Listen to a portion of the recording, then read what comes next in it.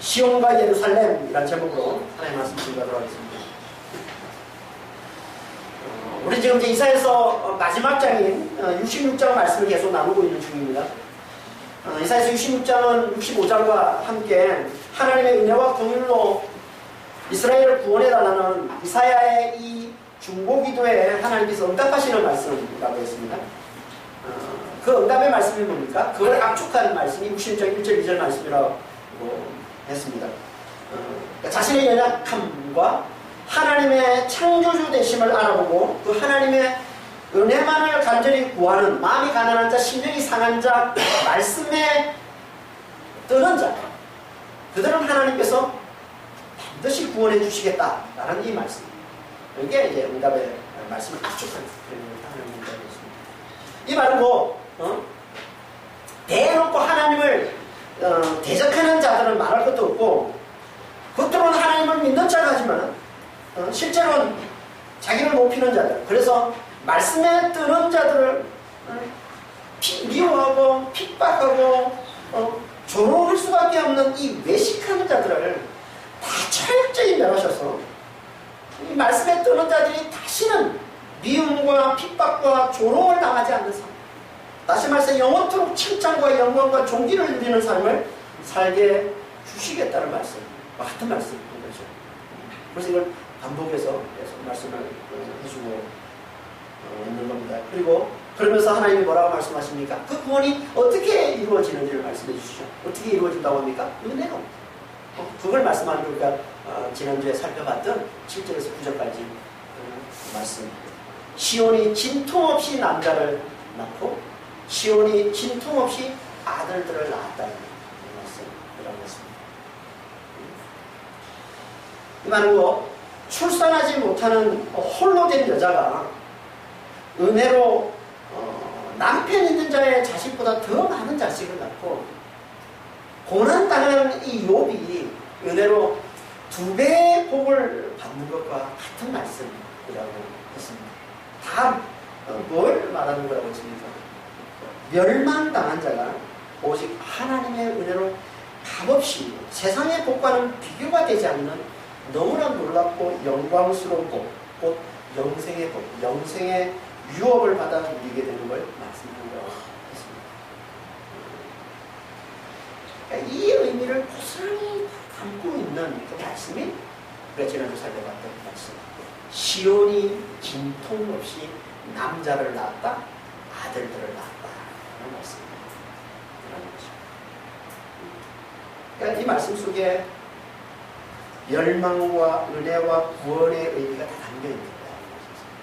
이 말씀을 다시 한번 좀 더 살펴보고, 이 말씀 속에 멸망의 의미가 담겨 있어요. 멸망의 의미. 뭘까요, 이게? 이 시온이란 말이에요. 시온이 진통 없이 남자를 낳았고 아들들을 낳았다 이 말씀하셨어요. 멸망의 의미, 이게 뭐냐면 시온. 시온? 왜 하나님께서 멸망에서 구원받는 하나님의 백성을 시온이라고 할까? 시온. 그건요, 시온이라는 말의 뜻이 멸망의 뜻입니다. 시온이라는 이 단어의 뜻이 뭐냐면 원래 뜻이 메마르다라는 의미에서 나온다. 치아라는 단어의 명사인 치온인데 이게 시온이란 말이에요. 이게 메마르다. 메마른 땅, 건조한 땅, 사막을 나타내는 단어가 이 시온이라는 거예요. 사막, 메마르다. 다시 말해서 물이 없는, 생명이 없는 땅, 죽음의 땅을 말하는 거예요. 멸망을 나타내는 단어가 이게 시온. 그러니까 이거는 우리가 지난주 살펴봤던 출산하지 못하는 여자, 홀로 된 여자, 같은 말인 거죠. 그렇죠? 멸망당한 이스라엘을 나타내는 표현이에요. 더 정확히 말하면 멸망을 통해서 자신의 죽은 자들, 자신의 없음됨과 하나님의 창조주 되심, 죽은 자를 살리시는 하나님의 이 창조주 되심을 알아보고 하나님의 그 은혜만을 간절히 구하는 자들, 이들이 누구라고 해요? 이들이 시온.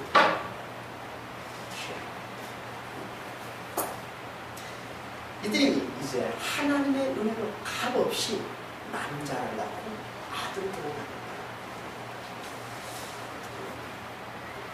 남자, 아들들. 우리가 지난 시간에 살펴봤습니다. 지난 시간에는 그냥 이 둘이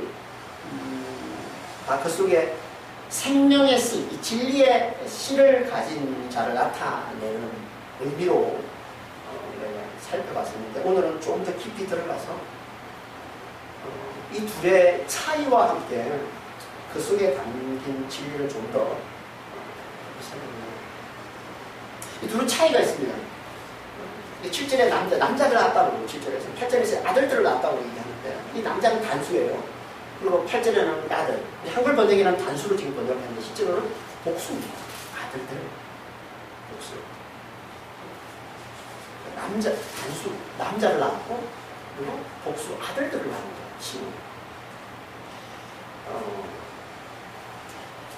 시온이 단수, 남자 아들 낳았다. 라는 말은 무슨 말일까요? 이 말은요, 이 말은 거예요. 멸망당한 자들이 메시아를 낳았다. 멸망당한 자들이 메시아를 낳았다. 이걸 그대로 다시 신약에서 말씀하고 있는 하나님 요한계시록 12장 말씀입니다. 요한계시록 12장 보겠습니다. 요한계시록 12장 4절에서 6절까지 말씀입니다. 용이 해산하려는 여자 앞에서 그가 해산하면 그 아이를 삼키고자 하더니, 여자가 아들을 낳은 이는 장차 철장으로 만국을 다스릴 남자라. 그 아이를 하나님 앞과 그 보좌 앞으로 올려가더라. 그 여자가 광야로 도망하여 거기서 1260일 동안 그를 양육하기 위하여 하나님께서 예비하신 곳이 있더라. 여기서도 여자가 남자를 낳는 얘기를 하고 있습니다. 지금 그렇죠? 근데 그 남자가 누구라고요? 철장으로 만국을 다스릴 남자를 낳는다는 거예요. 철장으로 만국을 다스릴 남자 누굽니까? 메시아라는 것이에요. 전능하신 하나님의 능력으로 세상을 심판하실 메시아를 낳는다.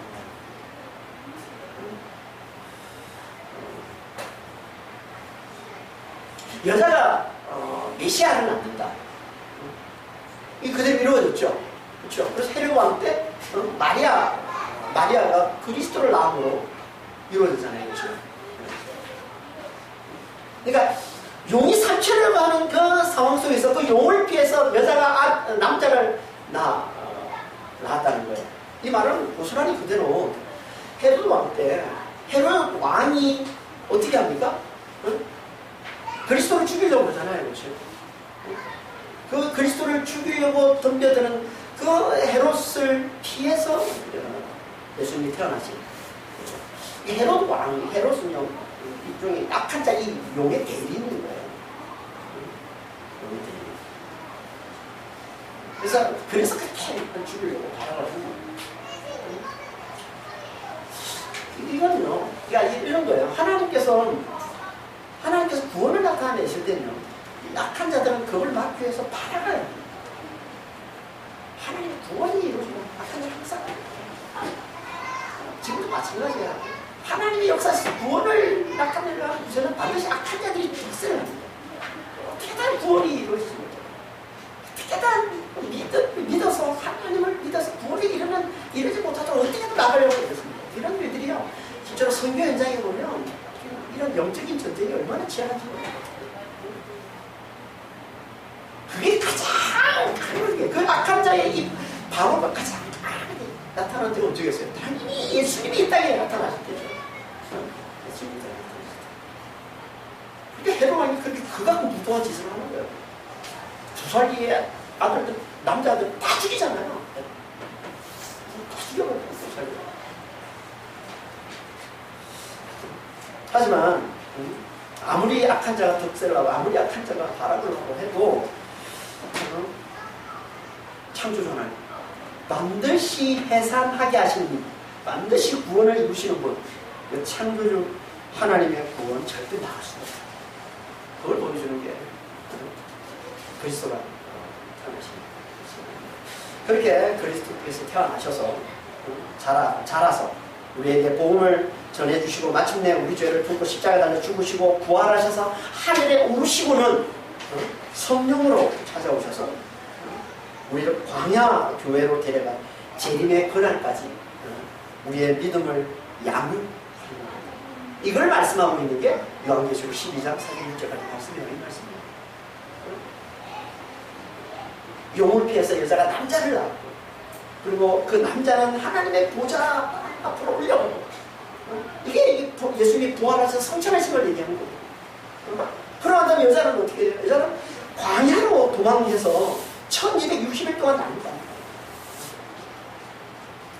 이 1260일은요 요한계시록에 보면 1260일 42달 한때 두때 반때 3년 반 이런 표현으로 이제 같은 말을 하고 있는 거예요. 3년 반을 나타내는 거예요. 계산하면 1260일이 42달이고 42달이 3년 반이에요. 한때 두때 3년 반 같은 말을 하고 있는 거예요.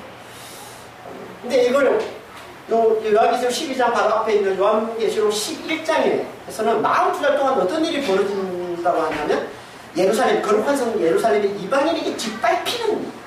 그러니까 이방인들에게 짓밟히는 기간이에요. 42달. 그러면서 동시에 12장 6절, 14절에서는 뭐라고 하냐면 메시아를 낳은 여자가 광야로 도망해서 양육비 받는 기간으로 또 말씀해요. 그러니까 뭘 말하는 거예요? 둘 합치면 이게 무슨 의미가 되겠어요? 이게. 그러니까 이는 하나님을 멸시하고 하나님의 백성들을 핍박하는 이 악한 자가 발휘하는 이 악한 자가 활개치는 이 세상에서 메시아를 낳은 여자가 하나님의 보호하에 믿음을 훈련받는 게 이게 뭐겠어요? 한마디로 이게 세상에서의 교회의 세상살이를 얘기해요. 교회 생활을 얘기하는 거예요. 좀 더 자세히 살펴보겠지만 이게 교회의 생활 1260일 동안 광야에서 양육받는 거예요. 이게 여자가 남자를 낳고서 그 여자에게 일어나는 일이란 말이에요. 그럼 대체 여자가 남자를 낳았다는 여자가 남자 그리스도 메시아를 낳았다는 이 말이 대체 뭘 말하는 겁니까? 그냥 단순히 마리아를 통해서 예수님이 태어난 걸 얘기하는 걸까요? 아니 그냥 겉으로 드러나는 모습이에요. 그 속에 담기는 더 깊은 의미가 있어요. 그게 뭐겠어요? 이게 그냥 마리아가 그리스도 예수를 낳는 걸 얘기한다면 그걸 마리아가 그 이후에 광야로 데려가서 양육받는 건 뭘 얘기하는 겁니까? 이건 말이 안 되는 거예요. 그러니까 이 말씀은 그보다 더 깊은 의미가 있는 거예요. 여자가 남자를, 여자가 그리스도를, 여자가 메시아를 한다는 이 말씀. 어떤 말일까요, 이 말이? 이 말은요, 그런 거야. 악한 자가 활개치는 이 세상에서 고통당하는 하나님의 백성들의 부르짖음을 듣고 하나님께서 메시아를 보내주시는 거예요. 이게 여자가 남자, 그리스도 메시아를 봐. 이걸 좀 더 구체적으로 우리에게 말씀을 하고 있는 게 이게 출애굽이에요. 여러분 출애굽 때 이스라엘 백성들을 구원해낸 모세는 메시아의 모형입니다. 메시아의 모형. 그래서 출애굽기 10년기 이제 34장 10절에서 그리고 사도행전 3장 22절에 보면 이렇게 말씀하고 있는 거예요. 하나님께서 모세가 하는 말이에요. 하나님께서 나와 같은 선지자를 세울 것이니 너희는 그의 말을 잘 들어. 나와 같은 선지자. 그러니까 모세는 메시아의 모형으로. 그래서 모세가 태어날 때도 예수님과 똑같이 어떤 일을 벌어집니까? 바로 왕이 모든 아기들을 다 죽이는 상황에서 모세가 태어났어요. 그러니까 이 출애굽 때는 이 용의 대리인 누구예요? 바로 왕이에요. 바로. 모든 아기들 누구를 죽이려고 그러는 거예요? 메시아, 그리스도, 구원의 신입니다. 죽이려고.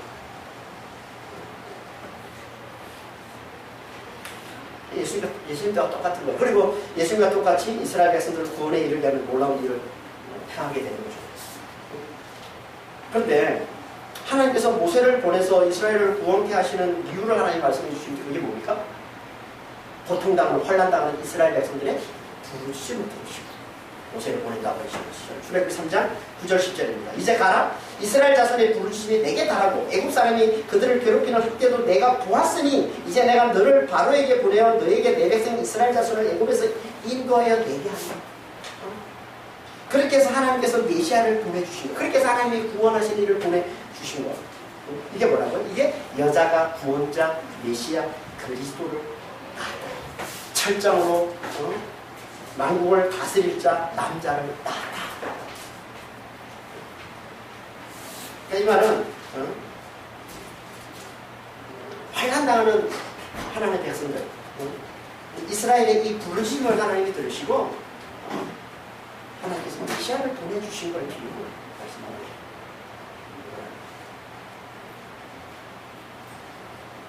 그러니까 여자가 남자를 낳았다. 여자가 메시아를 낳았다.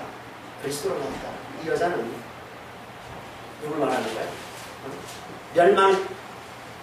멸망을 통해서 하나님을 창조주로 알아보고 그 하나님의 은혜만을 간절히 구하는 시온.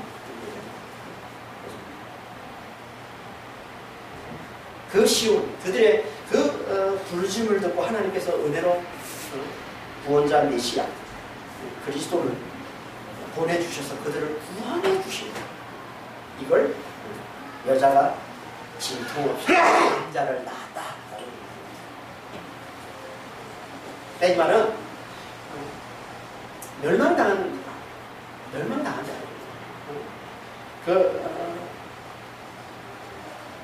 그 멸망을 통해서 하나님만이 구원이심을 알고 하나님께 간절히 부르짖음으로 하나님께서 은혜로 구원자 그리스도를 보내셔서 그들이 그 안에서 그리스도의 생명, 그 영생과 부활을 누리며 살게 하신 걸 말씀드립니다. 그럼 이게 곧 뭐예요?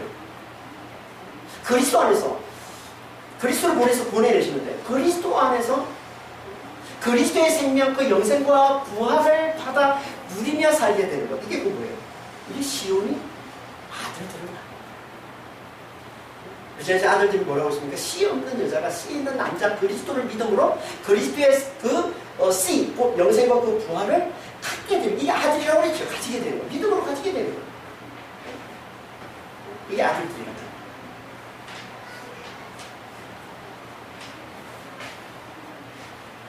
그러니까 멸망당한 이 하나님의 백성들, 이 시온은 부르짖음으로 오직 구원은 하나님밖에 없음을 알고 하나님께까지 부르짖음으로 남자 그리스도를 낳게 된 것이고, 그리고 그 남자 안에서 영생과 부활을 사는 아들들.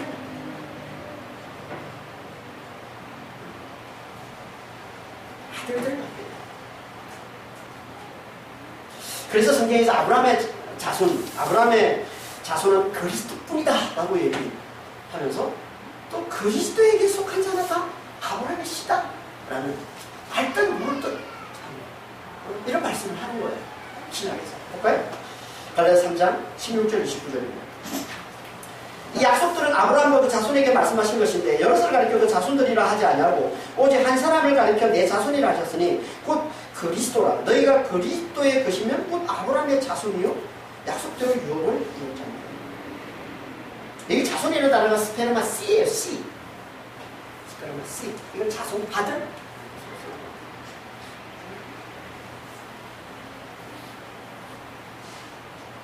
이 말은 약속의 관점에서 말씀하고 있는 거지만 본과 같은 말씀인 거예요. 본과 같은 말씀입니다. 그러니까 아브라함이 씨를 낳고 그 씨 안에서 씨들을 낳는 거예요. 그런 말을 하는 거예요. 그러니까 아브라함이 누구예요? 아브라함이 누구예요? 하나님을 창조주로 알아보는 거예요.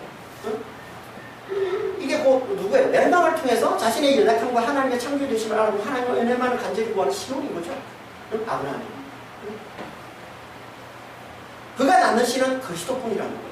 그래 간절히 부르짖을 때 하나님께서 메시아, 그리스도, 구원자를 보내주신다는 거예요. 그래서 보내내시는 거예요. 이게 그리스도를 낳는 거예요. 아브라함이 그리스도밖에 낳지 않았어요. 아브라함은. 그리고 그 그리스도를 믿음으로 그리스도에 속한 자들은 다 그리스도를 낳은 그리스도를 낳은 아브라함의 씨가 된다. 무슨 얘기가 됩니까? 그리스도를 낳은 아브라함의 씨. 그 씨가 뭐라고요? 영생을, 유업을 이을자. 다시 말해서 영생의 유업을 이을자. 영생을 누리며 사는 자가 된다.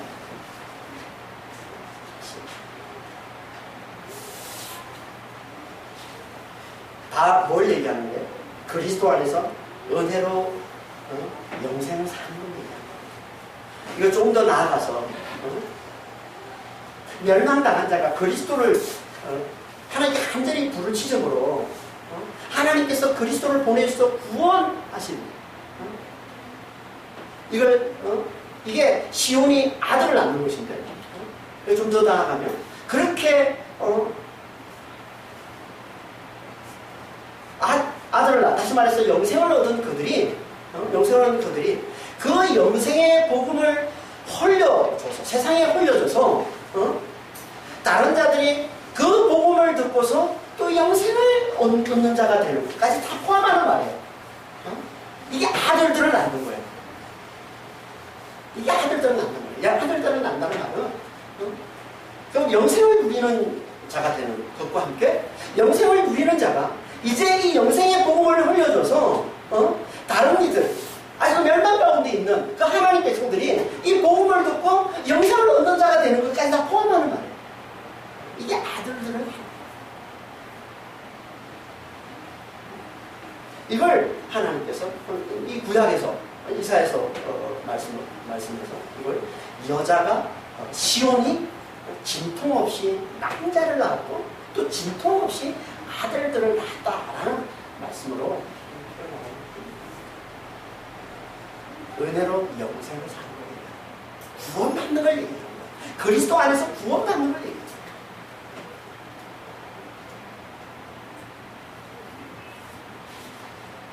이렇게 그리스도 안에서 구원받은 자들, 영생을 사는 자들, 남자 안에서 아들들이 된 자들, 이들이 이제 어떻게 된다고요? 이들은 광야로 데려가서 하나님께서 이들을 광야로 데려가서 1260일 동안 양육하신다.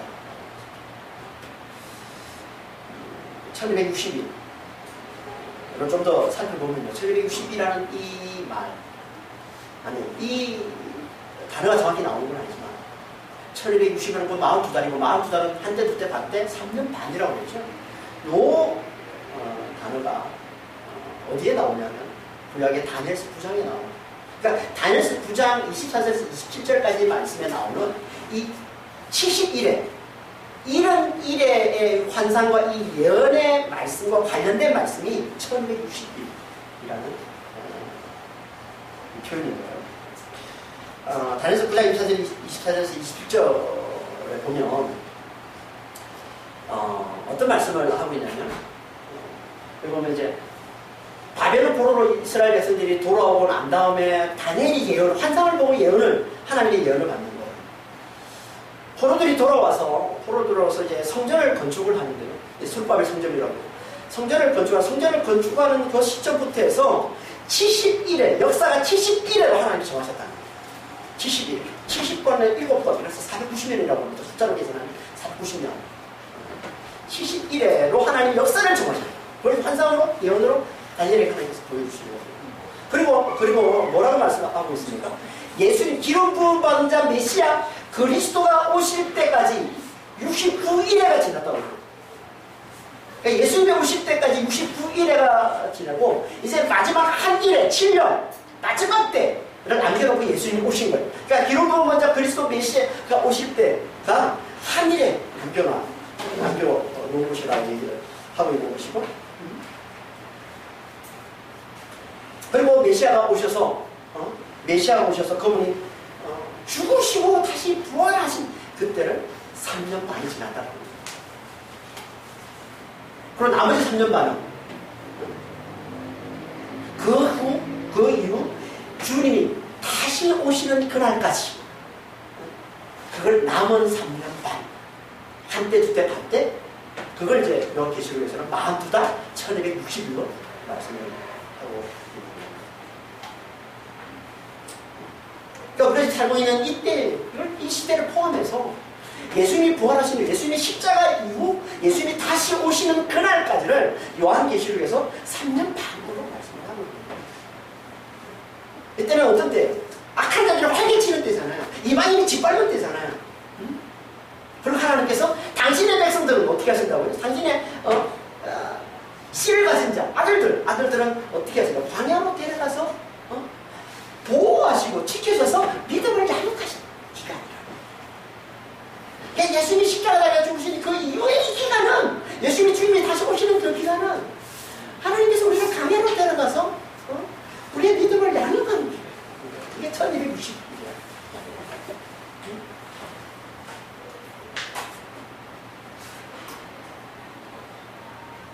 이 광야가 뭐라고? 이게 교회야.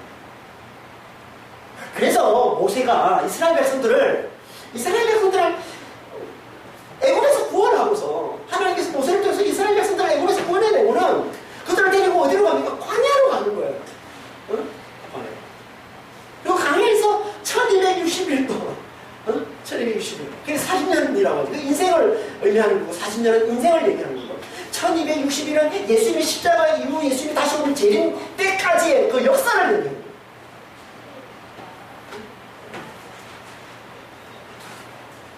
그게 광야로 데려가면서. 그 광야를 뭐라고 얘기해? 그걸 교회. 사도행전 7장 38절에. 사도행전 38절에 이렇게 말씀하죠. 시내산에서 말하던 그 천사와 우리 조상들과 함께 광야 교회에 있었고.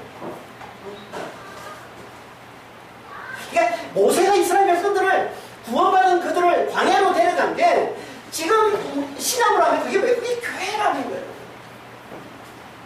이게 교회라. 그러니까 교회라는 게 뭐라는 거입니까? 광야를 살면서 믿음을 양육받는 거, 이게 교회. 광야가 어떤 곳입니까? 왜 광야에 데려가서 믿음을 훈련하시죠? 왜 광야가 뭐길래? 광야는 하나님이 없이는 죽음인 곳이 광야인 거예요. 하나님의 은혜를 베푸지 않으면, 하나님의 돈을 주시지 않으면 죽음인 곳이 광야인 거예요. 그러니까 철저히 믿음을 배울 수밖에 없는 곳이 광야인 거예요. 그래서 광야를 데려가신다. 그렇잖아요. 하나님을 만나를 주지 않으면 먹을 게 없어요. 하나님이 내추라기를 보내시면 고기가 없어요. 하나님이 반석을 깨뜨려 주지 않으면 물이 없어요. 죽을 수밖에 없는 거. 오직 하나님의 돌보심으로, 오직 하나님이 지켜주시고 하나님의 도와심으로만 사시는 거. 그래서 하나님만을 굳게 의지할 수밖에 없는 거. 그 광야로 데려가서 우리 믿음 훈련하시는 거. 그러니까 이 시대의 교회도 마찬가지. 하나님이 교회를 두신 목적이 뭐라는 거예요? 믿음을 훈련하기 위해서라는 거죠. 광야를 살면서 믿음을 훈련 받는 곳으로 하나님 이 땅에 교회를 두신 거예요. 그러니까 우리가 교회 생활 잘하는 게 뭐겠어요? 광야를 살면서 믿음을 훈련받는 삶을 잘 살아야 교회 생활 잘하는 겁니다. 그러니까 내가 광야를 살면서 믿음을 훈련받는 그런 교회에 나와야 교회를 잘 나오는 거예요. 좋은 교회 다니는 거예요. 교회를 나왔는데 별로 하나님을 바라보지 않아도, 이 일들이 하나님 별로 뭐 이렇게 의지하지 않아도 살만해, 괜찮아, 다 갖추고 있고 다 굳이 하나님을 의지할 필요가 없어. 그러고 있으면 그건 좋은 교회가 아닌 거죠. 하나님을 의지하신 교회가 아닌 거예요. 그건. 하나님은 어떻게든 우리를 광야에서 믿음 훈련하기를 원하시는데, 하나님 없이는 죽은 자임을 알아보기를 원하시는데, 그래서 하나님의 은혜만을 간절히 구하기를 원하시는데, 은혜로 사는 자임을 깨닫기를 원하시는데, 그래서 늘 하나님만을 굳게 의지하며 사는 자가 되기를 원하시는데, 이걸 잘 양육받고 이걸 잘 훈련받는 것, 이게 교회라는 거예요. 여러분 그런 교회 다니시나요? 만약에 이 교회가 여러분에게 그런 믿음을 가르치지 못한다면, 광야를 살면서 하나님만을 굳게 의지하는 그 믿음을 여러분에게 가르치지 못한다면, 여러분 제대로 된 교회를 다니는 게 아니에요. 빨리 다른 데 알아보셔야 돼요.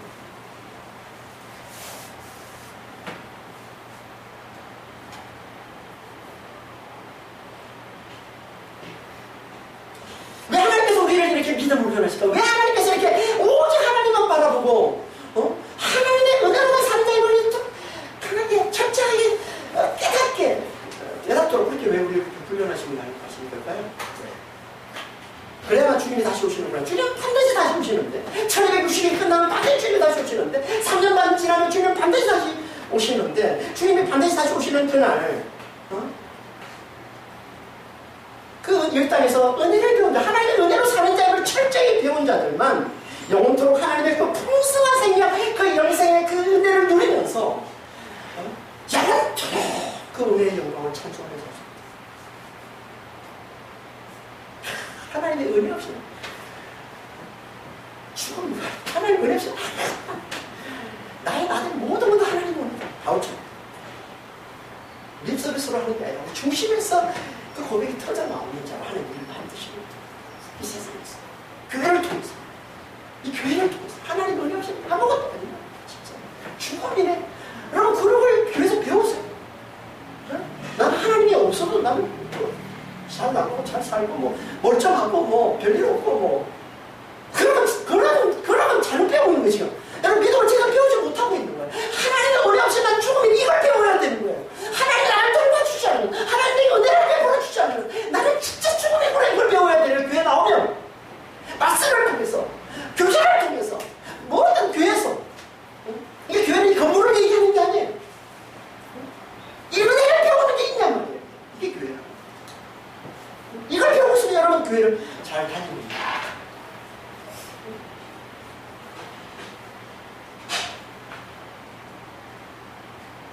그들만 주님 오시는 그날 하나님의 그 풍성한 생명, 그 영생의 은혜를 누리면서 영원토록 그 은혜의 영광만을 찬송하면서 삽시다. 그걸 한마디로 하면 영원토록 영생의 기쁨을 누리며 살 수 있는 하나님께서 멸망을 통해서 하나님을 창조주라고 하나님의 은혜가 아니면 살 수 없는 자 오직 하나님의 은혜로만 사는 자 하나님께서 우리에게 은혜로 우리에게 생명을 주시는 분 그 창조주로 알아보고 그분의 그 은혜만을 간절히 구하는 시온에게 하나님께서 반드시 이 기쁨을 주신다. 그래서 10절 이하에 14에서 10절부터 14절까지 기쁨이라는 단어를 읽어보세요. 반드시 기쁨, 영생에 누리는 기쁨 반드시 주신다. 이법 완전해서 전체에서 한마디로 하나님 우리에게 주시는 이 천국의 삶과 세상은 기쁨으로 쫙 10절 보겠습니다. 예루살렘을 사랑하는 자들이여 다 그 성읍과 함께 기뻐하라. 다 그 성읍과 함께 즐거워하라. 그 성을 위하여 슬퍼하는 자들이여 다 그 성의 기쁨으로 말미암아 그 성과 함께 기쁨 네 번이나 한 구절에 지금 네 번이나 기쁨을 얘기해요. 그래갖고 기쁨을 좀 대단히 강조합니다. 천국의 대표적 소설은 뭐예요? 두 가지. 평강과 기쁨이죠. 평강이 뭡니까? 평강은 세상의 환란을 거친 대표적이라고 했습니다. 이 샬람이라는 이 단어가 거치다, 끝내다, 완성하다, 완전하게 하다. 그래서 평안을 누리다, 그래서 안전을 누리다, 평안을 누리다. 이런 의미를 다 가지고 있는 게 이 샬람이라는 의미입니다. 끝내는 거예요. 세상의 환란을 다 끝내는 거예요. 완전히 끝내는 거예요. 다시는 슬픔이 없는 거예요. 다시는 말라고 다시 사망은 그러면 자연스럽게 우리에게서 우리 안에 가득 차게 되는 게 뭐예요? 기쁨이야.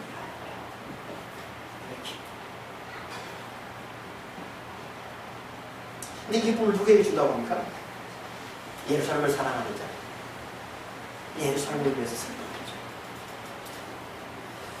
앞에서 시온이라고 하고 10절 8절에서 시온이라고 하고 이제 10절 15절에서 예루살렘을 사랑하는 자, 예루살렘을 사랑하는 자. 그래서 좀 확대한 표현이에요. 시온을 좀 더 확대하고 있는 거죠.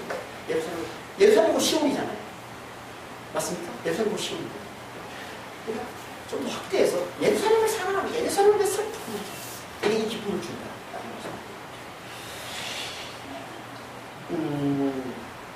자, 오늘 제목은 시온과 예루살렘인데요. 오늘 제목은 시온과 예루살렘.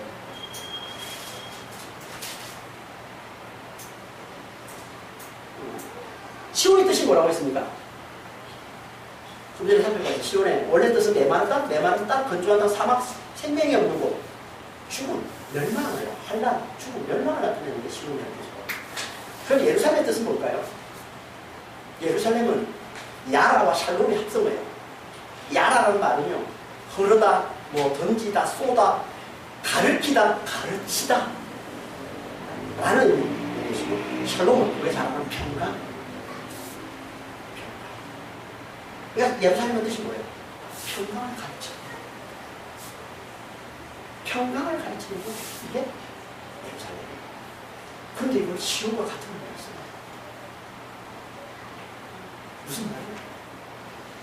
멸망이 환란이 평강을 가르친다. 멸망과 환란이 평강을 가르친다.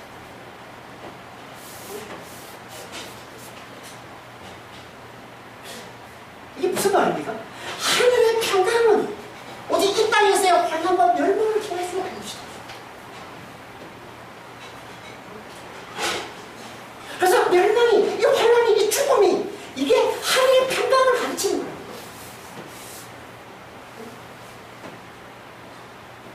여러분, 우리가 어둠을 통해서 빛을 배우죠. 여러분, 어둠이 없으면 빛을 못 배웁니다. 어둠이 없는데 빛을 어떻게 우리가 알아요?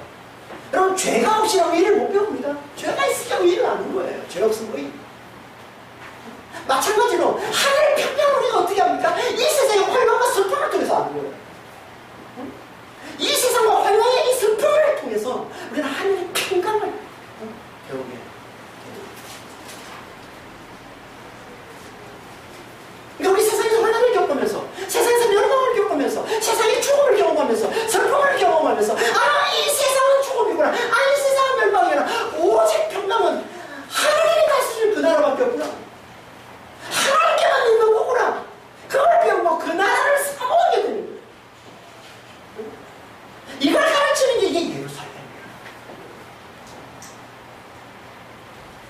그래서 이 세상에서 믿는 자들이 환난이 많은 거예요. 믿는 자들에게 고난이 많은 거예요. 야, 믿는 자들 고난이 더 많잖아요. 그게 맞는 거예요, 원래. 그게 맞는 거예요. 이 환난을 통해서 천국을 가르쳐 주셔야 되거든. 천국을 못 배워요. 여러분, 보세요. 내가 이 세상에서 환난이 없어요. 그러면 이 세상을 천국을 알고 이 세상을 붙들고 살아가지. 천국을 왜 사모합니까? 하나님이 다스리는 그 나라를 우리가 뭐로 사모합니까? 이 땅이 좋은데.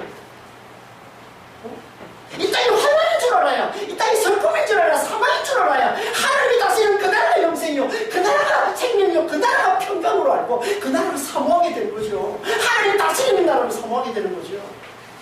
인간이 다스리는 이 나라가 아니라, 이 세상이 아니라.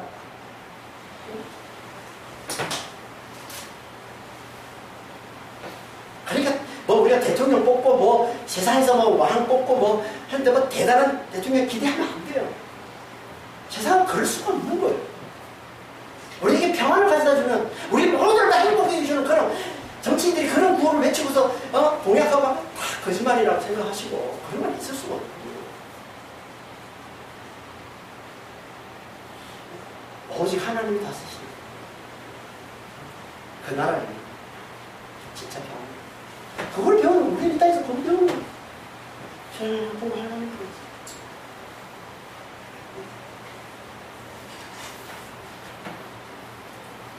이렇게 환난을 통해서, 이렇게 멸망을 통해서, 슬픔을 통해서 하늘의 평안을 배운 자들, 하늘의 평안을 배운 자들, 하나님만이 평안, 하나님만이 우리에게 생명을, 하나님만이 우리에게 기쁨을 주시는 분이라는 걸 알아보고, 그래서 그 하나님만을 굳게 의지하는, 하나님을 경외케 되는 자들.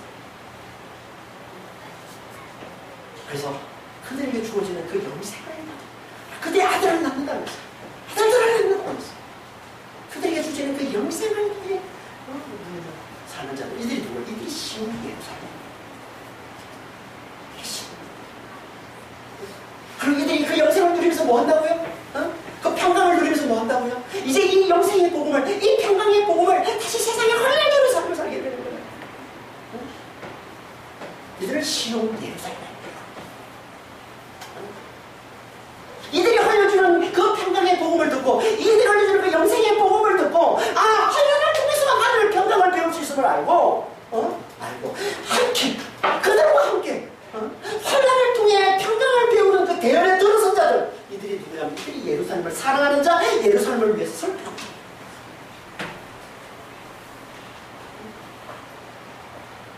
이게 예루살렘을 사랑하는 자. 지금 저기 이스라엘 땅에 있는 그 예루살렘을 사랑하는 게 아니라. 그러니까 여기서 말하는 예루살렘을 사랑하는 자들은 누구냐면, 5절에서 얘기한 말씀에 뜨는 자를 비호하고 핍박하고 조롱하는 자들, 대적하고 조롱하는 자들과 정반대 있는 자들이죠. 외식하는 자들과 정반대 있는 자들. 말씀에 뜨는 자들, 그들을 보면서 그들을 별시하고 조롱하고 핍박하는 이 외식하는 자들, 이들과 정반대입니다. 이 말씀에 뜨는 자들, 친구죠. 그들의 복음을 듣고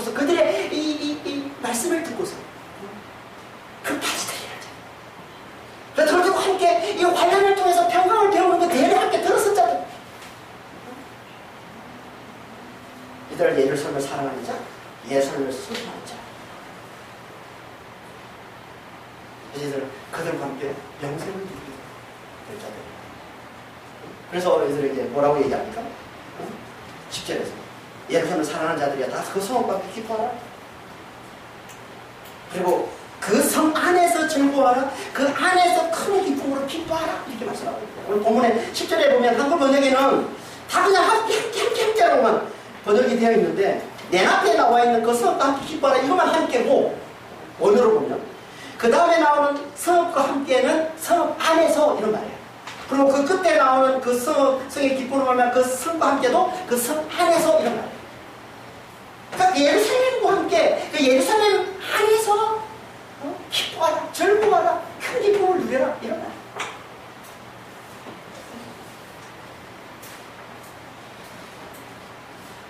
그러니까 이 말이 무슨 말이에요? 예루살렘과 함께 예루살렘 안에서 큰 기쁨을 누려. 예루살렘이 누리는 그 기쁨을 함께 누리라는 얘기죠.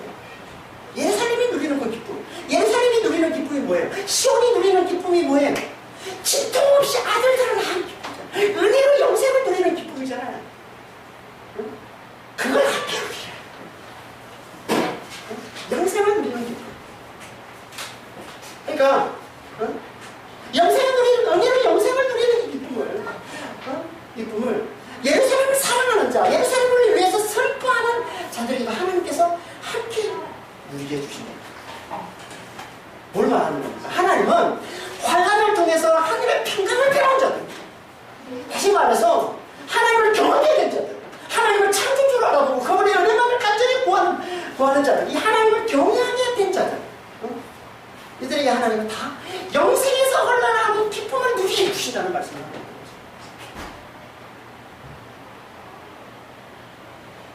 아니 이들의 삶은 영생에 흘러나오는 그 기쁨을 누리는 삶밖에 없다는 거예요. 그래서 계속 기쁨만 얘기하는 거예요. 이 기쁨밖에 없어요. 영생에 흘러나오는 기쁨밖에 없어요. 다시 말해 다시는 미움이 없어요. 다시는 핍박받는 게 없어요. 다시는 조롱받는 일이 없어요. 다시는 슬픔이 없어요. 다시는 환난이 없어요. 다시는 사망이 없어요. 영원토록 하나님의 그 풍성한 생명, 그 영생에서 흘러나오는 그 기쁨만을 누리는 삶을 살게 될 거라. 그래서 그들이 기뻐하는 이유를 11절에서 이렇게 말씀합니다. 기뻐하는 이유를 나타내는 11절. 너희가 젖을 빠는 것 같이 그 위로하는 품에서 만족하겠고 젖을 넉넉히 빠는 것 같이 그 영광의 풍성함으로 만든 것을 즐거워하리라. 여기 한글이에요. 한글 번역은 11절을 이 전치사, 이 마안이라는 전치사인데요. 이 마안이라는 전치사를 히브리어로 마안이라는 전치사가 뜻이 여러 가지가 있는데 그 중에 하나가 이제 뭐뭐 같이라는 의미를 나타내는 뜻도 있고, 근데 이 마안이라는 단어는 자주 어떤 의미를 자주 쓰냐면 목적과 이유를 나타내는 접속사가 자주 쓰입니다. 목적과 이유를 나타내는 접속사가 자주 쓰입니다. 그래서 한글 성경이 이렇게 되어 있지만 영어 번역은 주로 목적 아니면 이유를 나타내는 접속사 쓰고 있어요. 이 본문 21절을 대표적으로 NIV만 봐도 NIV는 이 11절을 어떻게 번역하고 있냐면 왜냐하면 기뻐하라, 즐거워하라, 큰 기쁨으로 누려라 그래놓고 왜냐하면 너희는 젖을 빨아서 그녀의 위로의 각성으로부터 배부를 것이기 때문에 왜냐하면 너희는 젖을 넉넉히 빨아서 그녀의 넘치는 풍성함으로부터 즐거워하게 될 것이기 때문에 그녀라고 되어 있는 거예요. 오늘 다 예루살렘을 나타내는 거예요. 그래서 11절에 10절에는 뭐 그런 어떤 표시가 없는데 다 그라고 되어 있는데 한글 번역에는 원래는 그녀 예루살렘을 나타내는 거예요. 그러니까 예루살렘의 위로에 가서부터 젖을 빨아서 배부른 것이고 또 예루살렘의 이게 넘치는 풍성. 여기 11절에 한글 번역에는 영광의 풍성이 이렇게 되는데 영광이라는 단어가 카보드예요. 카보드라는 이 말은 원래 의미는요 무거움, 주체할 수 없는 무거움, 그래서 흘러넘침, 주체할 수 없는 무거움, 그래서 흘러넘침이라는 의미를 가지고 있는 단어입니다. 이 단어는 사실 영광이라는 뜻으로 자주 쓰지만 가끔씩 이 단어는 원래 의미로 쓰일 때도 있는데 오늘 이 본문에서는 원래 의미로 쓰이는데 더 문맥에 더 맞다고 이렇게 번역을 하고 있고, 영어 성경 이 NASB나 또 NIV나 이런 성경은 다 원래 의미 흘러 넘친다는 의미에서 다 풍성한데 풍성함이 너무 풍성하면 어떻게 돼요? 풍성함이 흘러 넘치는 거죠. 그게 무치할 수 없어. 무거운 풍성함, 너무 풍성함, 흘러 넘치는 풍성함. 그네 그 흘러 넘치는 그 풍성한 가슴으로부터 젖을 넉넉히 빨아서 절구하게 될 것이다. 젖을 빤다는 얘기는 뭐예요? 젖을 빠는 거. 갓난아기가 생명의 양식을 공급받는 이게 젖을 빠는 거죠. 그래서 이 젖을 빤다, 젖이라는 이 단어를 가지고 영생을 누리는 의미로 성경에서는 좀 씁니다. 그래서 신약에서 베드로서 2장 2절에 보면 갓난 아기들 같이 순전하고 신령한 젖을 사모하라. 이게 어떤 의미로 쓰고 있는 영생을 누리는 거예요. 하나님이 주시는 그 영원한 생명을 나타내는 의미로 젖이라는 단어를 사용하고 있는 거죠. 그러니까 이 말은 젖을 빤다는 이 말은요, 영생을 사는 예루살렘과 함께 영생을 받아 누리는 걸 빌고 말씀하고 있는 거예요. 그녀로부터 젖을 받는. 그러니까 예루살렘이 지금 영생을 누리고 있는 예루살렘. 그들로부터, 그러니까 그들과 함께 그 영생을 누리는 삶을 사는 걸 이렇게 표현하고 있는 거예요. 그녀로부터 젖을 받는. 그런데 그 영생을 받아 누리는 게 어떻게 된다고 하는 거예요? 위로를 받아서 배부르게 될 거예요. 위로를 받아서 배부르게. 아니, 배부르게 되는 위로가 뭐예요? 위로가 뭡니까? 세상의 환난과 세상의 이 슬픔을 위로받는 거겠죠. 근데 이게 배불러. 배부르게 위로를 받아요. 무슨 말이겠어요? 그러니까 세상에서 당한 이 환난과 이 슬픔의 이 모든 상처들을 다 싸매주고 다 치유해주고, 그리고 그 아픔을, 그 상처를 다시는 기억나지 않게 해주고, 그리고 다시는 그 슬픔, 그 환난, 그 사망, 그 아픔을 다시는 겪지 않게. 이게 배부르게 위로죠. 이게 하나님의 위로예요. 삶은 것 같은 의미죠. 세상의 환난과 세상의 이 슬픔을 완전히 다 끝내시.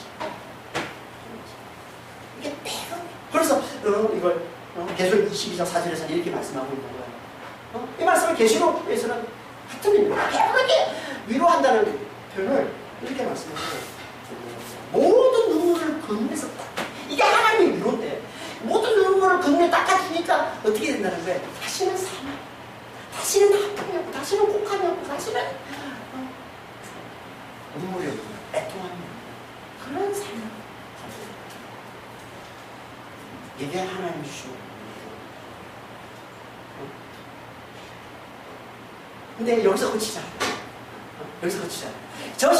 이 영생의 젖이 너무 풍성하니까, 그걸 너무 느낌 빠니까 배부르게 위로받는 데서 그치지 않고, 어떻게?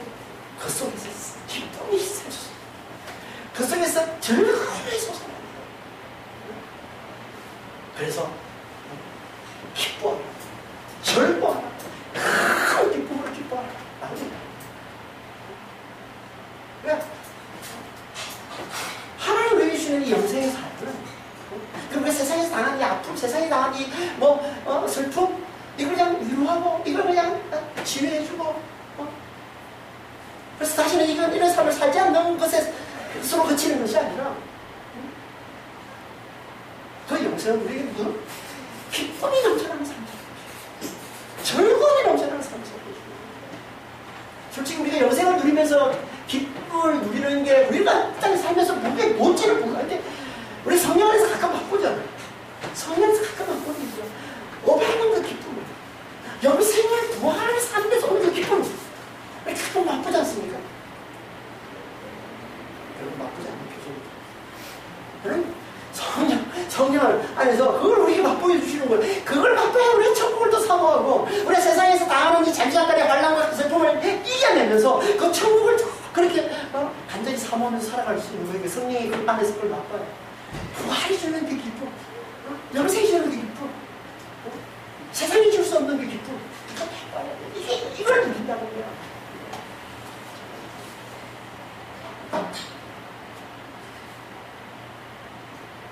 이게 세상에서 환난을 통해서 하늘의 평강을 배운 자들, 그래서 하나님을 경외하게 됩니다. 하나님을 창조주로 그분의 은혜만을 간절히 구합니다. 이들이 하나님을 경외하는 자, 말씀에 뜨는 자, 하나님을 경외하는 자들.